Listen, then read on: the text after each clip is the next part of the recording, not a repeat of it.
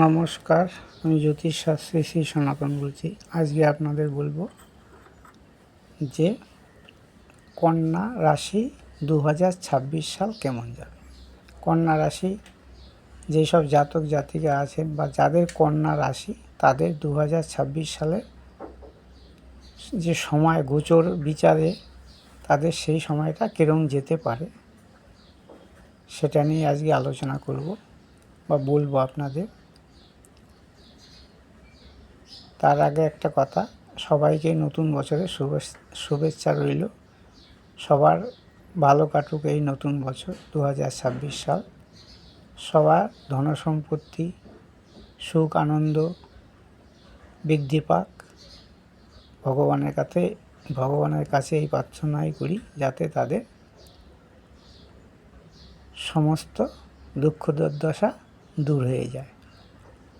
তার আগে বলবো যে আমার মোবাইল নম্বর 9333828747। আমার সঙ্গে যোগাযোগ করতে হলে অবশ্যই এই নম্বরে যোগাযোগ করবেন। এবং যদি কোনো সমস্যা থাকে বা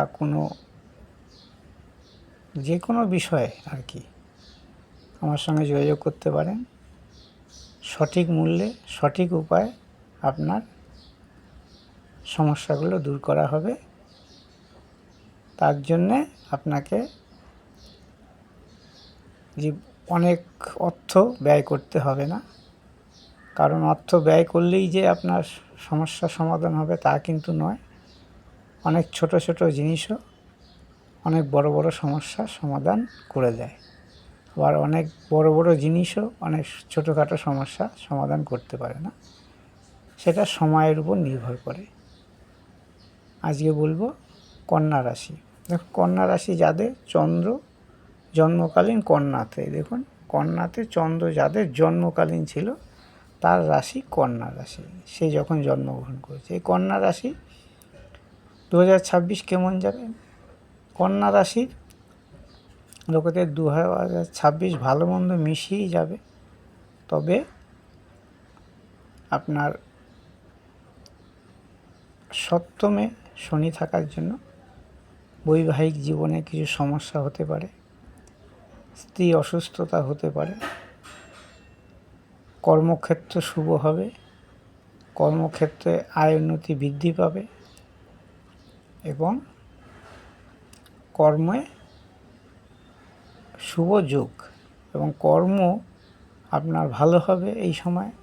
সে যেই কর্মই করুক, ব্যবসা করুক বা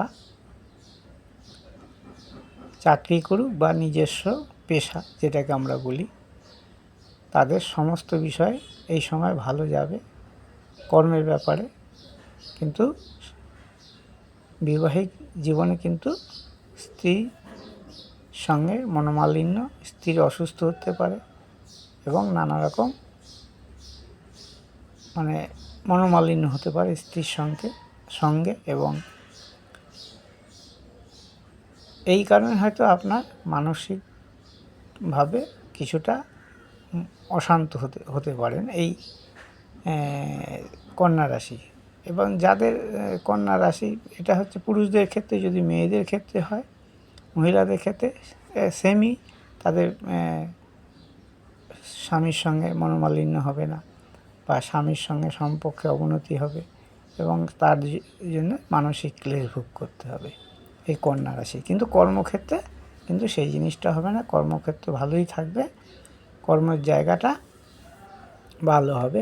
এই জানুয়ারি মাসে রবি আর শুক্র যেমন মকর রাশিতে আসছে, তার কারণে কন্যা রাশির পঞ্চমে রবি শুক্র অবস্থানের জন্য যে রবি শুক্র যে একটা রাজ্যকারক যোগ সৃষ্টি হয়েছে, তার জন্য তাদের সন্তানদের কিন্তু ভালো হবে। কেউ যদি সন্তানের যে পড়ালেখা বা সন্তান কর্ম করছে বা যেই করুক না কেন, সেই জায়গা থেকে কিন্তু সন্তানদের ভালো ফল পাবে বা ভালো রেজাল্ট পাবে। এই সময় সন্তানরা তাদের চাকরি যারা ইন্টারভিউ দিচ্ছেন বা প্রতিযোগিতায় অংশগ্রহণ করেছেন, চাকরি প্রতিযোগিতায়, তারা চাকরি পেতে পারে। সেটা সরকারি হোক বেসরকারি হোক, যে কোনো ক্ষেত্রে। এবং সন্তানের সুখ স্বাচ্ছন্দ্য বৃদ্ধি পাবে এই এই বছর আর কি। এবার শুক্র, রবি শুক্র এখানে অবস্থানের জন্য তার পঞ্চমে। এবার ধরুন দ্বাদশে ষষ্ঠে রাহু, দ্বাদশে কেতু। দ্বাদশে কেতু থাকার জন্য আপনার ব্যয় বেশি হতে পারে এবং শরীর খারাপের জন্যে, ব্যক্তির নিজের শরীর খারাপের জন্যে হয়তো হসপিটাল যেতে পারে বা নার্সিংহোম যেতে পারে এবং রোগ ভোগের ক্ষেত্রে বাড়বাড়ন্ত হতে পারে। রোগ ভোগ যেটাকে আমরা বলি, রোগের ক্ষেত্রে কিন্তু রোগ বৃদ্ধি পেতে পারে, তার কারণে হসপিটালে যেতে হতে পারে। ব্যয় বেশি হবে, তবে ধর্মীয় কারণেও ব্যয় হতে পারে, কারণ কেতু দ্বাদশে থাকলে আপনার ধর্মীয়, কেতু দ্বাদশে থাকলে নানা রকম ব্যয় করায় এবং নানা রকমভাবে মানুষের জীবনটাকে একটা অসুবিধার মধ্যে ফেলে।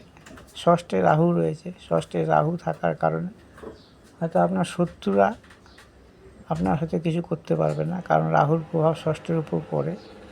ষষ্ঠে রাহু প্রভাবশালী থাকে, সেই ষষ্ঠে রাহু যদি অবস্থান জন্যে জাতকের জীবনে যে শত্রুর প্রভাব, সেটা থেকে কিন্তু জাতক উন্নত হবে আর কি। এই সময় আবার ঋণ নিয়ে সমস্যায় হতে পারে। যদি কেউ ঋণ নিয়ে থাকে সেটা সমস্যা হতে পারে এবং টোটালি ভালো মন্দ মিশিয়ে জীবনটা চলে যাবে এই বছরটা। এবং সমস্ত লোকেরই যে যতই ভালো রাশি হোক না কেন বা যতই ভালো আপনার গ্রহ অবস্থান হোক না কেন, এটা হচ্ছে গোচর ফল বিচার সাময়িক। আসল বিচার হচ্ছে আপনার দশা অন্তর্দশার সময়টা এবং জন্মকালীন যে আপনি যে গ্রহ নক্ষত্রের অবস্থান, সেগুলোর থেকেই মানে আসল বিচারটা জানা যায় এবং গোচর বিচারটা জানা যায় যে এই সময় ফলটা ফলতে পারে। গোচর বিচার যে এই সময় যদি গোচরে এই গ্রহ অবস্থান করে তাহলে এই সময় এই ফলটা আপনি পেতে পারেন। ফলটা পাওয়ার শুভ অশুভ দুই ফলই মানুষ ভোগ করতে হবে জীবনে। তার জন্যে আপনাকে নিজেকে তৈরি থাকতে হবে বা খারাপ ফলের সময় মানসিকভাবে নিজেকে সুস্থ রাখতে হবে বা চাঙ্গা রাখতে হবে, ভেঙে পড়লে হবে না। ভালো সময় তো কোনো কথাই নেই, আনন্দ সুখ এগুলো তো হবেই, এতে কোনো অসুবিধা নেই।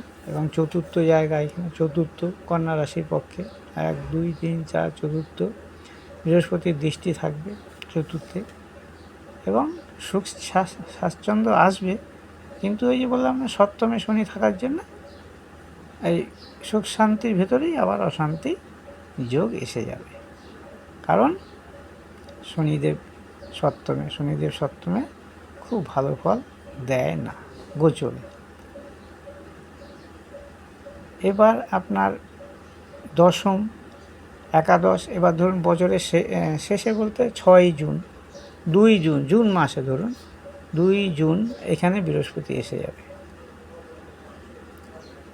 2 তারিখ, জুনের 2 তারিখে বৃহস্পতি কর্কটে গমন করবে। তার ফলে কি হবে, আপনার আয় বৃদ্ধি পাবে। আয় দ্বাদশে একাদশে যখনই বৃহস্পতি আসবে আপনার আয় কিন্তু বৃদ্ধি পাবে। সেটা বছরের মাঝখান থেকে, মানে জুন মাস বছরের মাঝখান থেকেই শুরু হয়, তখন কিন্তু আপনার আয় বৃদ্ধি হবে এবং নানা রকমভাবে আপনার কোনো আয় বৃদ্ধি মানেই মানুষের খরচ বাড়বে, তার কারণ হচ্ছে কেতু রয়েছে, খরচ একটু বাড়বে। তার ফলে আয় বৃদ্ধি হলে খরচ বাড়লে অসুবিধা নেই, ধার দেনা না হলেই হলো। এই কন্যা রাশি জাতক বা জাতিকাদের।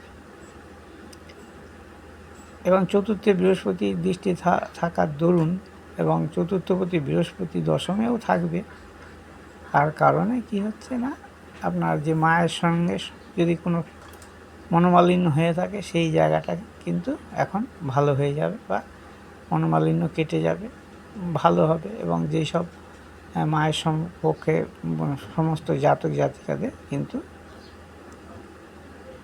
সম্পর্ক ভালো হবে এবং পিতার সঙ্গেও সম্পর্ক ভালো হবে, কারণ দশমে বৃহস্পতি থাকবে এবং এই বছরের শেষে একাদশে যখন বৃহস্পতি চলে আসবে তখন আবার নানাভাবে যে কোনো ব্যবসা করুন না কেন, যে কোনো কর্মই করুন না কেন, তাতে কিন্তু আপনার আয় বৃদ্ধি পাবে।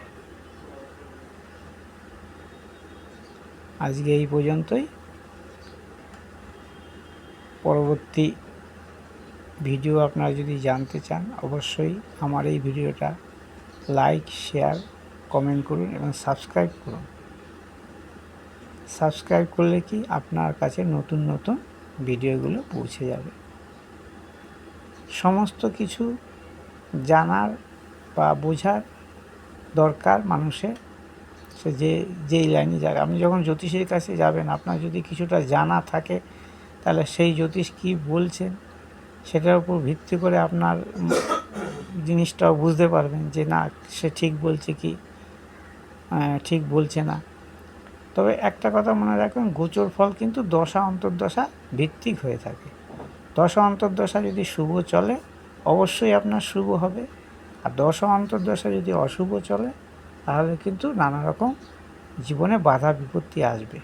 সে যে যতই যাক বলুক না কেন যে এই রাশির এত উন্নতি হবে, সম্ভব নয়, কারণ সবার দশা অন্তর্দশা কিন্তু সমান চলবে না, সমানভাবে কিন্তু তখন চলবে না। কারণ কারো খারাপ, মিথুন রাশি কোটি কোটি লোক আছে, তাদের সবার তো একই দশা চলতে পারে না, সবারই তো ভালো দশা চলবে না, কারো খারাপ দশাও চলবে। জন্মকালীন যখন গ্রহ নক্ষত্রের পজিশন, তাদের উপর ভিত্তি করেই কিন্তু এই গোচর ফলগুলো লাভ হয়।